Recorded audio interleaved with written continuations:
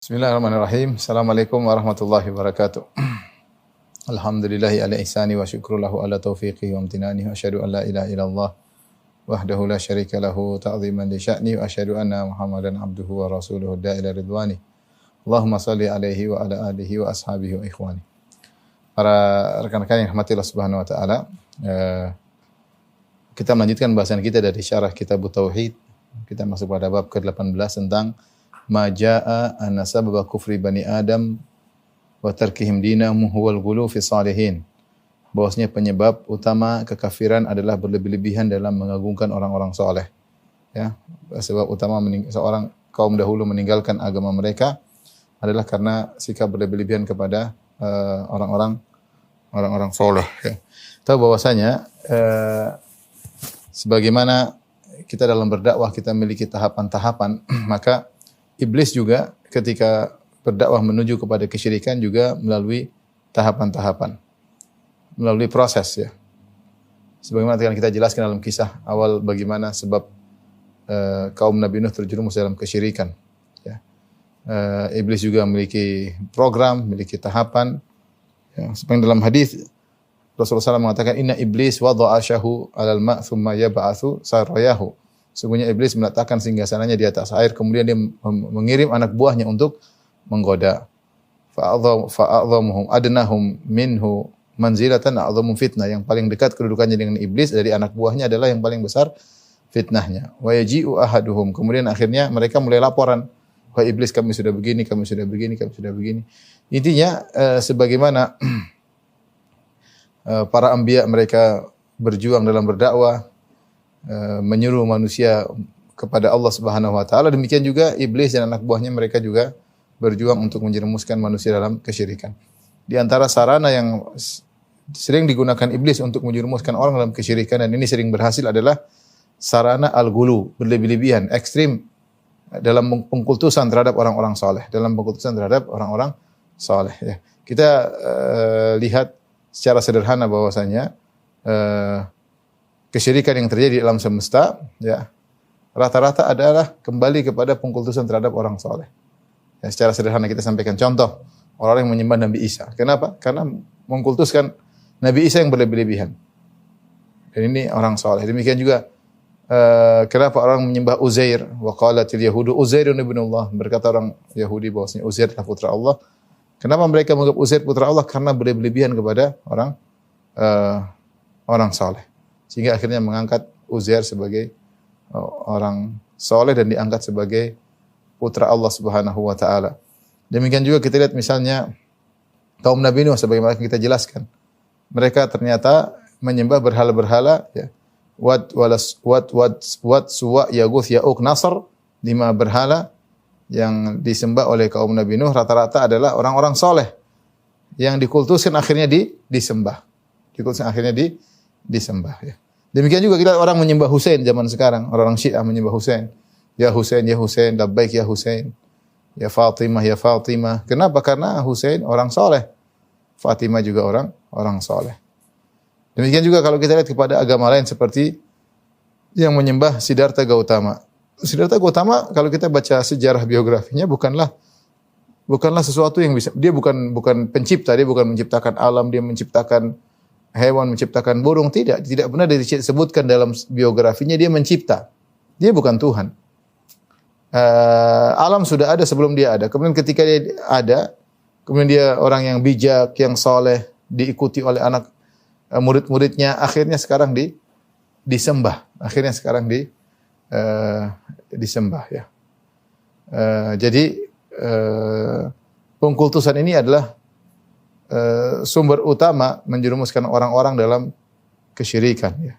Makanya kita dapati Nabi SAW sangat tegas dalam mengambil tindakan preventif. Semua tindakan-tindakan yang bisa mengarahkan kepada pengkultusan dan akhirnya merupakan sarana kepada kesyirikan maka dilarang oleh Nabi SAW. Sebagai contoh masalah kuburan, Rasulullah SAW melarang kuburan ditinggikan, Rasulullah SAW melarang kuburan untuk ditulis, diberi lampu, diberi penerangan, melarang untuk beribadah di kuburan, melarang kuburan orang salat menghadap kuburan, melarang masjid dibangun di atas kuburan. Ini semua tidak lain adalah untuk tindakan preventif agar tidak terjadi pengkultusan terhadap penghuni kubur dan lama-lama akhirnya disembah. Ini mukaddimah yang intisari daripada bab yang akan kita bahas, bahwasanya sebab utama Bani Adam kufur kepada Allah, terjerumus dalam kesyirikan, meninggalkan agama mereka adalah al-ghulu fi salihin, berlebih-lebihan terhadap orang saleh. Dalam bab ini Syekh Muhammad bin Wahab rahimahullah membawakan beberapa dalil, di antaranya dalam surat An-Nisa kata Allah Subhanahu wa taala, ya ahlal kitabi la taghlu fi dinikum, wahai ahlul kitab janganlah kalian ekstrim berlebih-lebihan dalam agama kalian. Wala taqulu 'ala Allah illal haqq, dan janganlah kalian mengucapkan tentang Allah kecuali kebenaran. Innamal masihu Isa bin Maryam rasulullah. Isa bin Maryam itu hanyalah seorang rasul. Wa kalimatu alqaha ila Maryam wa ruhum min. Isa itu adalah Allah ciptakan dengan kalimat yang Allah lemparkan kepada Maryam dengan kun fayakun, dan ruh dari ruh-ruh yang Allah ciptakan. Jadi di antara kaum yang pernah terjerumus dalam kesyirikan adalah ahlul kitab, karena sifat gulu, ya, sifat al-gulu. Jadi al-gulu itu berlebih-lebihan, pengkultusan, ya, terhadap orang soleh. Sebab kesyirikan. Allah Subhanahu wa taala berfirman, ya ahlal kitabi la taghlu fi dinikum.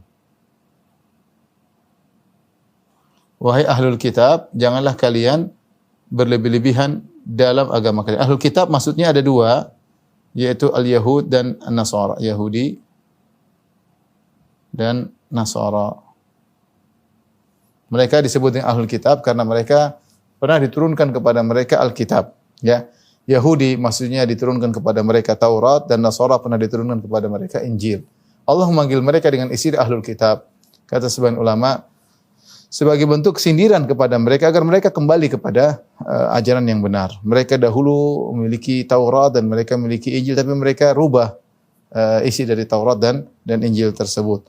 Ya ahlal kitabi la taghlu, perhatikan, jangan ekstrim, jangan berlebih-lebihan dalam agama kalian.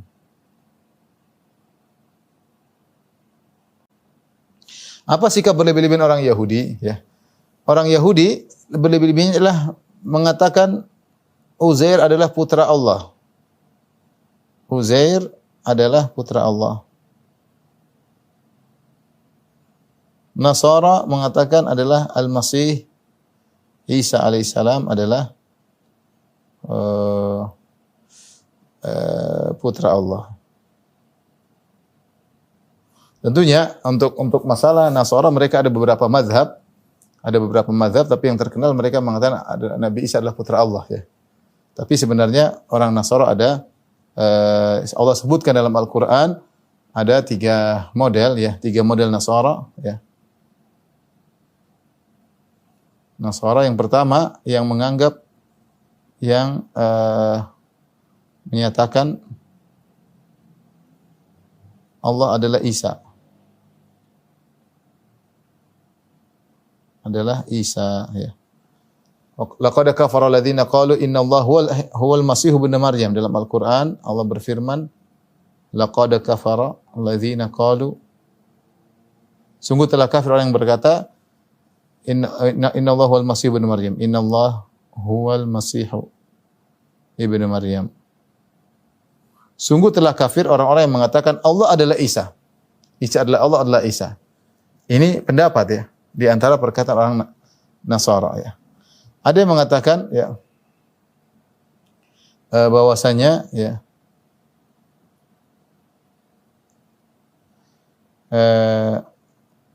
Isa adalah satu dari yang 3. Trinitas maksudnya. Yaitu ada Tuhan Bapa, Tuhan Anak, sama Tuhan Ruhul Kudus. Allah juga sebutkan dalam Al-Qur'an, kata Allah Subhanahu wa taala, laqad kafara alladziina qalu ya innallaha tsalitsu tsalatsa. Sungguh telah kafir orang yang mengatakan Allah satu dari yang tiga, ya. Sungguh kafir yang menyatakan Allah satu dari yang tiga. Jadi ini yang mereka bilang bahwasanya satu Tuhan tapi tiga oknum. Adapun yang ketiga di kalangan Nasara adalah mengatakan Isa adalah putra Allah. Wa qalu ittakhadha ar-rahmanu walada. Wa qalu ittakhadha ar-rahmanu walada. Laqad ji'tum syai'an idda. Dalam surat Maryam mereka menyatakan, mereka berkata Allah punya anak. Mereka berkata Allah punya anak. Ya. Inilah gulu yang terdapat pada Yahudi maupun Nasara. Dan Allah isyaratkan dalam surat At-Taubah, kata Allah Subhanahu wa taala, wa qalatil yahudu Uzair ibn Allah. Kata Allah Subhanahu wa taala, ya. Wa qalatil yahudu Uzair ibn Allah. Wa qalatin Nasara Al-Masih ibn Allah. Dzalika qauluhum bi afwahihim, kata Allah, yudahiuna qaulal ladzina kafaru min qabl. Perhatikan, kata Allah Subhanahu wa taala, orang Yahudi berkata, Uzair adalah putra Allah. Wa qalatin Nasara berkata, Al-Masih yaitu Isa bin Maryam putra Allah. Dzalika qauluhum bi afwahim, itulah perkataan mereka dari mulut-mulut mereka, yudahiuna qaulal ladzina kafaru min qabl. Mereka menyerupai perkataan orang-orang musyrik sebelumnya, ya. Jadi ternyata yang mengatakan Allah punya anak ada tiga kelompok. Yahudi, Uzair mengatakan Uzair adalah putra Allah, kata Yahudi. Nasara mengatakan bahwasanya Isa adalah putra Allah. Kaum musyrikin mereka mengatakan bahwasanya al-malaikatu banatullah, malaikat-malaikat adalah putri-putri Allah. Dan menyatakan Allah punya Tuhan, punya anak, itu sudah bukan perkara yang baru. Kalau kita baca sejarah Yunani kuno, bukan Yunani. Ketika mereka berbicara tentang ketuhanan, tentang dewa-dewa mereka tinggal di Gunung Olympus misalnya, mereka mengatakan bahwasanya dewa-dewa punya anak, ya. Seperti mereka mengatakan misalnya Hercules adalah putra dewa Zeus dan macam-macam, ya. Dan macam-macam. Inilah bentuk dari gulu, yaitu pengkultusan terhadap makhluk sehingga diangkat derajatnya sampai pada derajat Tuhan. Di antaranya mengatakan bahwasanya Tuhan punya anak. Tentunya kalau Tuhan punya anak repot, berarti anak tersebut sama seperti Tuhan, ya. Jika Tuhan punya anak, gampangannya, jika Tuhan punya anak, maka anak tersebut seperti bapaknya. Sudah jelas itu. Berarti kalau seperti bapaknya, berarti Tuhan tidak esa lagi. Nanti lama-lama punya cucu, punya macam-macam. Makanya dalam Al-Quran kata Allah Subhanahu wa taala, "Qul in kana lirrahmani walad." Qul in kana lirrahmani waladun fa ana awwalul abidin. Di antara satu tafsiran. Katakanlah wahai Muhammad, katakanlah jika Ar-Rahman punya anak, yaitu Allah,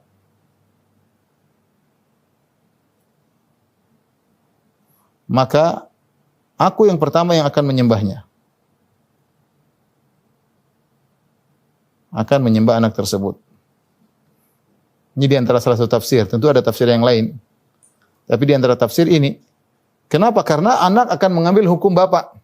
Ini keturunan bapaknya kok. Makanya Allah tutup itu semua. Allah berfirman, "Qul huwallahu ahad, Allahus samad, lam yalid wa lam yulad." Allah tidak melahirkan, Allah tidak dilahirkan. Jadi Allah walam yakul lahu kufuwan ahad, dan tidak satu pun setara dengan Allah, karena konsekuensi dari Allah punya anak berarti Allah tidak esa lagi, dan ada yang sama dengan Allah. Sebagaimana Allah berhak disembah, sang anak juga berhak untuk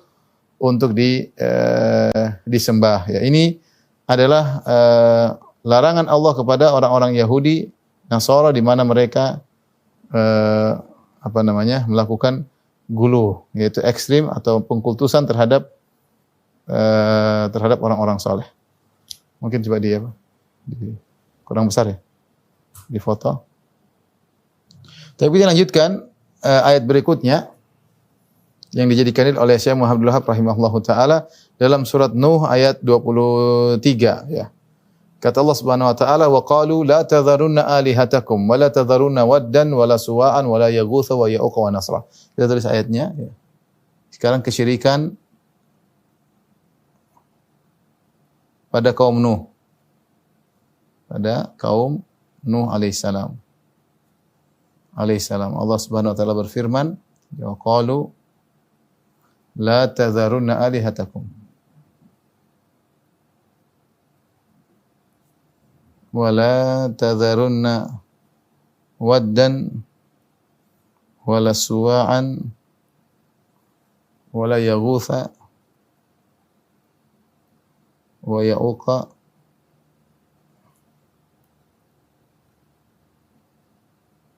wa nasra." Ya, dalam surat Nuh ayat 23 ya. Ini ayat menjelaskan tentang kisah awal terjadinya kesyirikan pada kaum Nabi Nuh. Allah berfirman, wa qalu ya, mereka berkata.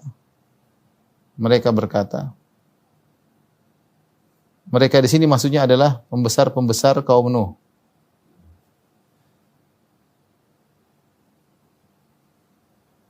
Mereka saling memerintahkan. Apa perkataan mereka? La tadharunna alihatakum. Jangan sekali-sekali kalian meninggalkan sembahan kalian. Jangan sekali-kali meninggalkan Tuhan-Tuhan kalian.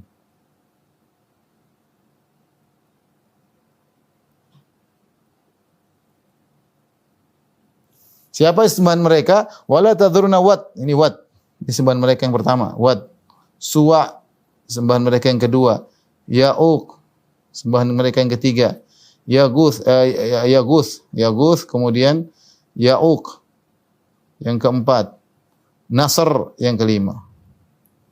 Ini lima orang-orang soleh. Jadi mereka saling menasihati ya. Dan ini diantara sifat bukan cuma kita yang bersabar dalam menyuruh kepada kebenaran, tetapi dai-dai kesesatan juga mereka bersabar. Makanya Allah berfirman dalam ayat yang lain, "Wantalaqal mala'u minhum animshu wasbiru ala alihatikum." Maka bergeraklah pembesar-pembesar mereka dan mereka berkata, "Animshu wasbiru," berjalanlah dan bersabarlah kalian ala alihatikum. Bersabar dalam menyembah Tuhan-Tuhan kalian. Mereka saling menasihati. Demikian dalam surat Al-Furqan bahwasanya orang-orang musyrikin berkata, "In kada la yudhilluna an alihatina laula an sabarta alaiha."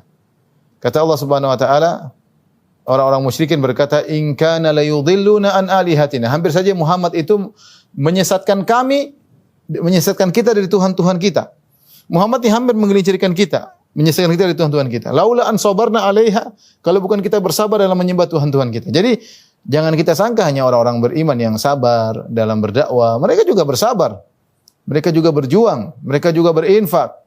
Innal ladzina kafaru yunfiquna amwalahum liyasuddu an sabilillah. Sungguhnya orang kafir mereka menginfakkan harta mereka untuk menghalangi orang dari jalan Allah Subhanahu wa taala. Mereka juga berjuang, mereka juga berdoa, mereka juga pergi hutan belantara. Mereka juga saling berwasiat untuk tegar dalam kesyirikan. Ya, ini contohnya. Kaum Nabi Nuh mengatakan, "La tadharunna alihatakum." Jangan sekali-sekali tinggalkan Tuhan kalian. Tetaplah tegarlah dalam menyembah Tuhan-Tuhan kalian. Mengesankan bahwasanya kita harus bela Tuhan-Tuhan kita, ya. Kita harus bela sembahan-sembahan kita, ya, seperti itu. Makanya ada namanya jihad fisabilillah, ada jihad fisabilil syaitan. Ya. Jihad di jalan Allah, jihad di jalan syaitan, ya. Ada kaum yang bela tauhid, ada kaum yang bela kesyirikan.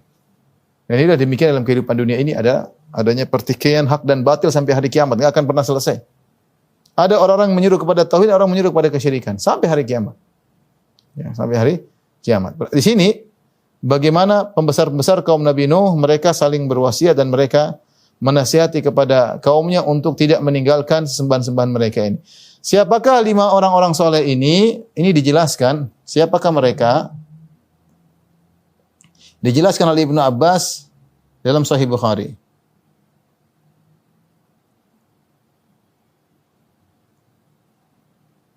Dalam Sahih Bukhari. Kata Ibnu Abbas radhiyallahu taala anhuma, haula'i asma'u rijalin salihin min qaumi Nuh. Kata Ibnu Abbas, mereka ini 5 orang ini, Wat, Suwa, Yaguth, Ya'uq, Nasr adalah nama-nama orang saleh di zaman Nabi Nuh, yaitu sebelum Nabi Nuh diutus, mereka ini adalah orang-orang saleh. Falamma matu, tatkala mereka meninggal dunia, ini orang-orang saleh, rajin beribadah, rajin berzikir. Auha syaitan, ya, ila qaumihim anin sabu fi majalisihim allati kanu yajlisuna fi ansaba. Datang syaitan, dan syaitan tidak langsung menyuruh kepada kesyirikan, tapi syaitan pelan-pelan, syaitan menyuruh mereka untuk membangun patung-patung, ya, sebagai untuk mengingat mereka, untuk memotivasi mereka dengan dibangun patung tersebut, ingat tentang jasa mereka, bagaimana dakwah mereka, di antaranya termotivasi untuk melakukan ibadah. Ini pertama kali. Jadi syaitan tidak langsung menyuruh bangun patung sembah mereka. Kalau seperti itu tidak akan. Kenapa? Karena ilmu tauhid masih tersebar. Caranya pertama dengan berbuat bid'ah. Bertahap. Saya bilang tadi, kenapa? Bukan cuma kita yang berdakwah dengan bertahap. Syaitan pun berdakwah bertahap. Bukan cara para anbiya, para nabi yang berdakwah dengan tahap. Iblis pun berdakwah dengan bertahap. Pertama kali tidak langsung suruh disembah, tapi caranya disuruh bikin patung. Wasammuhum bi asma'ihim. Dan namakan patung tersebut dengan nama-nama orang saleh tadi. Dibuatlah patung Wat, Suwa, Yaguth, Ya'uq, Nasr. Kemudian patung tersebut dibuat di tempat majelis mereka biasanya. Majelis ilmu, majelis zikir, majelis ibadah. Pas. Dan tidak disembah sama sekali. Falam tu'bad. Ketika itu belum disembah. Hatta idza halaka ulaik wa nusiyal ilmu ubidat. Sampai ketika akhirnya orang-orang yang membangun patung pertama kali tadi, yang niatnya untuk sebagai zikra, sebagai kenangan, sebagai motivasi, ya, ternyata mereka meninggal, muncullah cucu-cucu mereka yang tidak paham tentang awal tujuan pembangunan patung-patung ini. Wa nusiyal ilmu, dan ilmu dilupakan, ilmu tauhid dilupakan, fa ubidat, akhirnya patung-patung tersebut disembah. Ya, jadi tentang proses, ya. Proses syaitan dalam menggelincirkan manusia.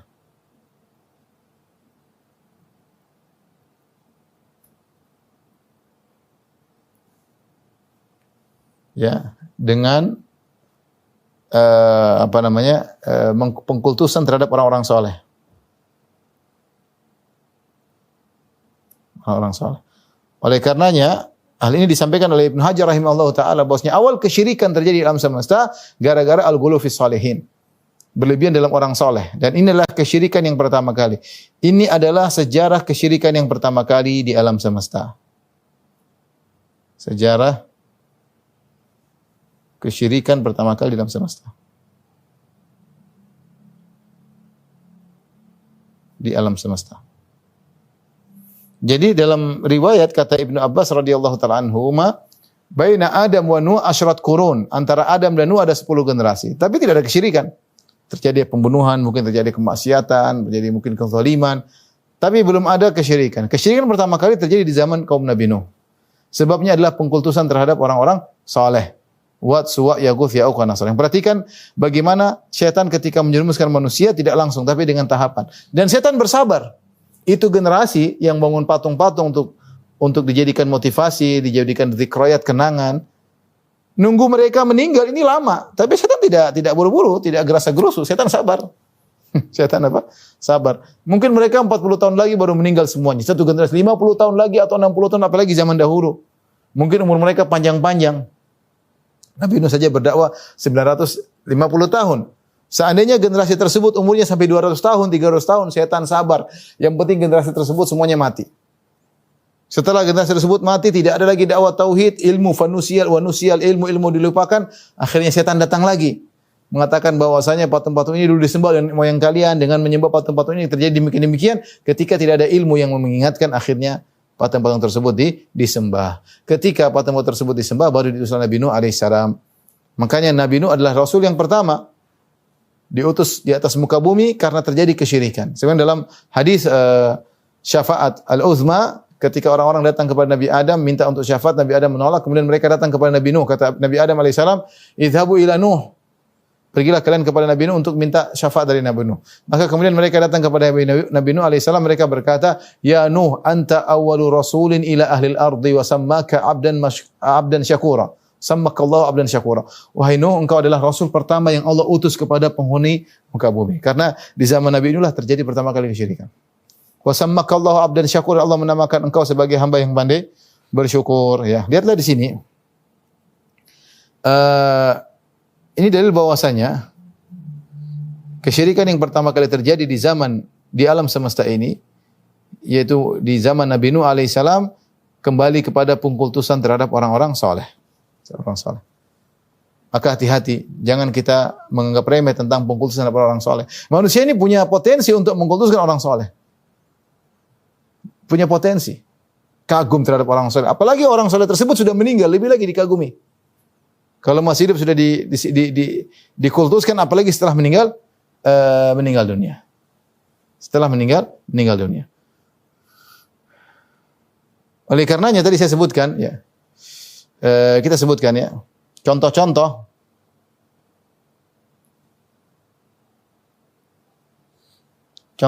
pengkultusan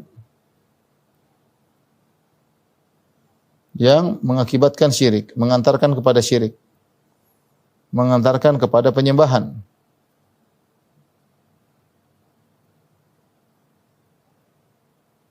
Tadi sudah kita sebut pertama kaum Nuh. Tadi ada Wad, Suwa, Yaguth, Ya'uq, Nasr. Ya, kemudian kita sebut tadi Yahudi dengan Uzair. Ya.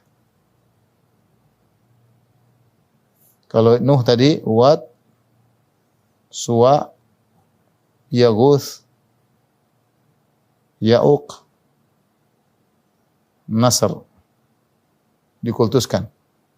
Yahudi. Kemudian Nasara. Nasara adalah Nabi Isa, Al-Masih, Nabi Isa. Kemudian juga Bunda Maria. Maria juga disembah. Saya lihat zaman sekarang ada yang membuat patung Bunda Maria dan disembah. Ya, makanya kata Allah Subhanahu wa taala, "Mal Masih ibnu Maryam illa rasulun qad khalat min qablihi rusul." Ya. Wa ummuhu siddiqah kana ya'kulani ta'am. Kata Allah Subhanahu wa taala, tidaklah Nabi Isa alaihissalam kecuali hanyalah seorang rasul yang telah berlalu sebelumnya rasul-rasul sebelumnya. Wa ummuhu siddiqah, dan ibunya adalah seorang wanita yang sangat jujur. Kana ya'kulani ta'am, keduanya makan makanan. Allah menjelaskan bahwasanya Nabi Isa dan ibunya tidak pantas untuk disembah. Ya.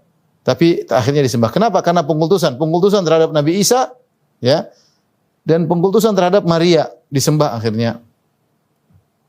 Di antara contoh penyembahan terhadap orang soleh, seperti tadi kita katakan, kaum musyrikin. Di antaranya mereka mengatakan malaikat adalah putri-putri Allah. Di antara juga kaum musyrikin, selain menyembah malaikat, mereka juga ada Uzair, ya. Kaum musyrikin juga, bukan Uzair, ada namanya kaum musyrikin, mereka selain Lata dan Uzza, Lata, ya. Contohnya adalah Lata. Lata ini kata Ibnu Abbas radhiyallahu anhu dalam Sahih Bukhari, kana yalitu sawiqa lil hujjaj. Lata ini dahulu suka membagi-bagi adonan makanan dibagikan kepada jamaah haji. Tatkala dia meninggal, maka dibangunlah patung di kuburannya. Lata orang soleh akhirnya disembah. Kalau kita bicara umat yang lain seperti siapa? Seperti Buddha. Ya. Buddha yang menyembah Siddhartha Gautama yang dia akhirnya pada asalnya dia bukan Tuhan. Ya. Saya enggak tahu Konghucu atau yang lain, saya wallahu alam. Tapi intinya Ini semua menunjukkan ya bahwasanya pengkultusan terhadap orang-orang soleh itu sebab mereka disembah. Sebab mereka disembah ya. Karenanya Nabi Shallallahu alaihi wasallam melarang seluruh sarana yang bisa mengantarkan kepada kesyirikan. Tapi kita lanjutkan. Berikutnya tapi kita tambahkan di sini bisa juga ya. Orang-orang yang menyembah Nabi. Sebagian kaum muslimin yang menyembah Nabi Muhammad sallallahu alaihi wasallam.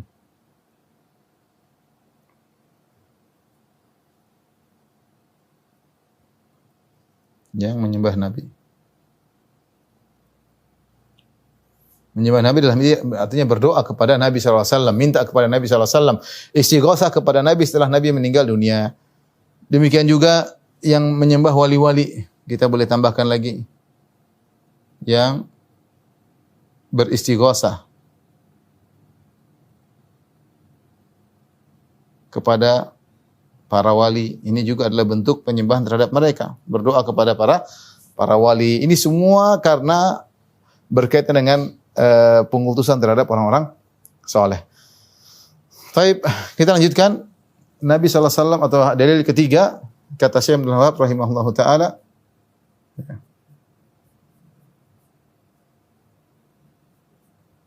La tutruni kama atratin nasara. Ya. Kata Nabi sallallahu alaihi wasallam, la tutruni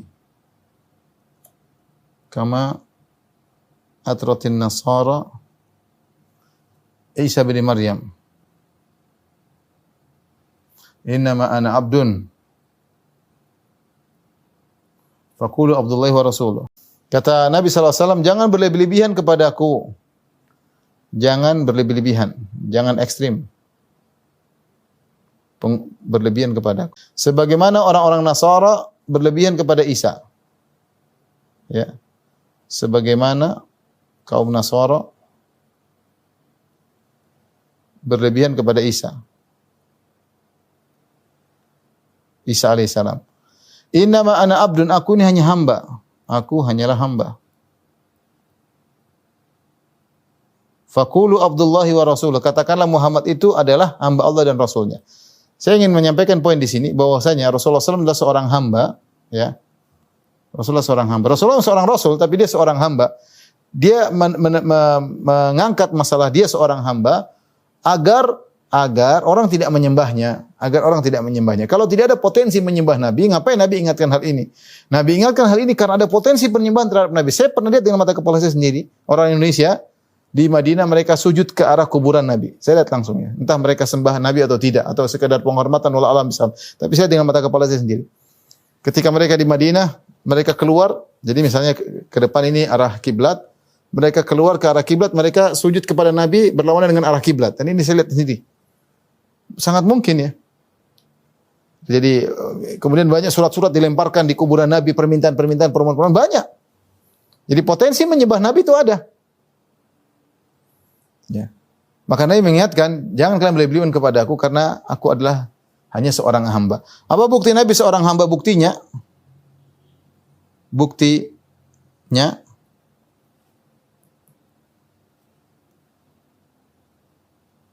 ya.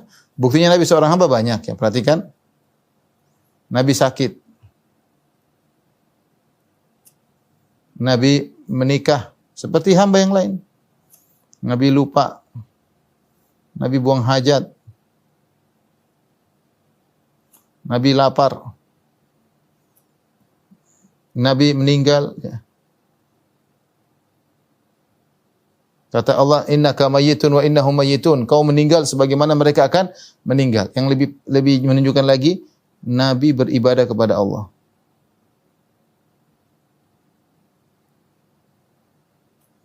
Nabi beribadah kepada Allah Subhanahu wa taala. Ya.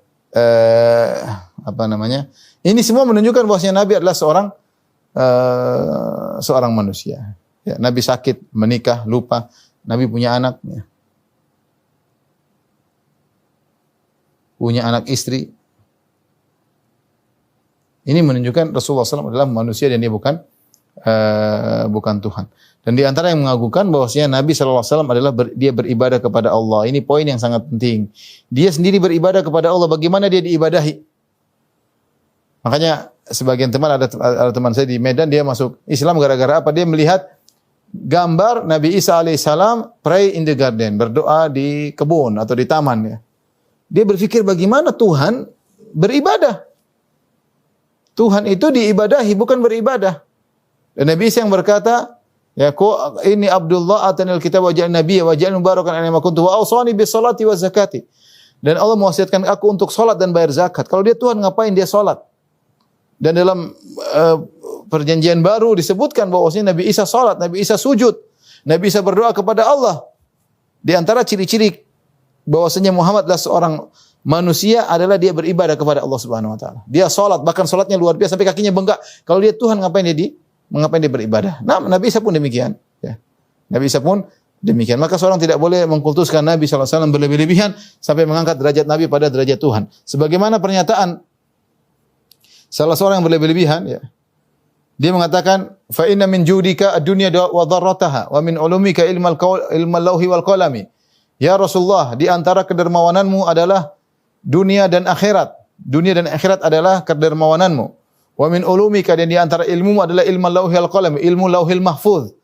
Ini adalah berlebihan kepada Nabi, seakan-akan Nabi tahu ilmu gaib seluruhnya.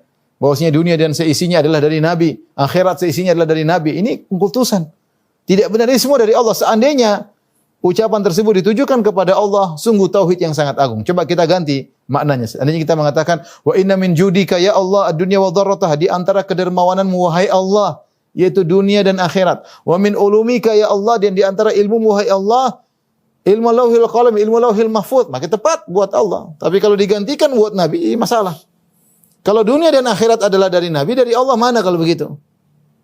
Kalau ilmu lauhil mahfuz diketahui oleh Nabi, terus ya apa bedanya Nabi dengan Allah Subhanahu wa taala? Mereka juga berkata, ya akramal khalqi mali man aludhu bihi siwaka inda hululil hadithil amami illam takun fi ma'adi akhidhan biyadi fadlan wa illa faqul ya zallatal qadami. Mereka berkata, wahai manusia makhluk termulia, maksudnya Muhammad sallallahu alaihi wasallam, man liman aludhu bihi siwaka, siapa tempat aku berlindung selain engkau tatkala terjadi bencana yang menyeluruh, ya. Mungkin maksudnya hari akhirat, hari kiamat. Berlindung kepada siapa? Berlindung kepada Allah, berpegang teguh kepada Allah, bukan kepada Nabi sallallahu alaihi wasallam.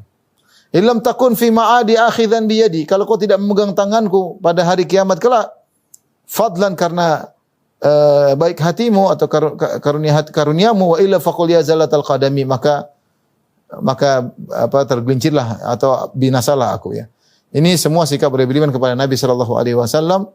Ya, seorang tidak boleh demikian. Benar kita cinta kepada Nabi sallallahu alaihi wasallam lebih daripada yang lain, tapi kalau kita berlebihan kita bisa menjadikan Nabi pada derajat ketuhanan, dan itu tidak diperbolehkan. Dari sini kita tahu bahwasanya sikap ekstrim berlebihan adalah sebab menjerumuskan seorang dalam kesyirikan, ya, terutama berlebihan kepada orang soleh. Maka seorang cinta kepada orang soleh, ya, menghormati orang soleh, tapi tidak boleh mengkultuskannya sampai pada derajat ketuhanan.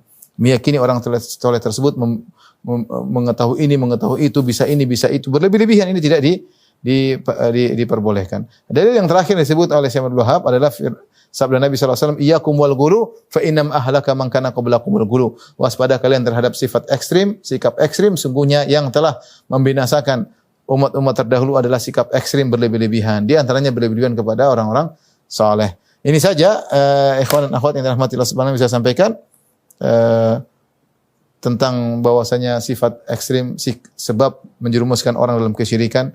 Hendaknya kita jauhi, kita ingatkan sanak saudara kita, kerabat kita agar jangan berlebihan terhadap orang saleh. Kita mencintai orang saleh tapi jangan berlebihan. Demikian para ikhwan dan akhwat yang dirahmati Allah Subhanahu wa taala, ingin sampaikan, kurang lebih mohon maaf. Wabillahi taufiq wal hidayah. Assalamualaikum warahmatullahi wabarakatuh.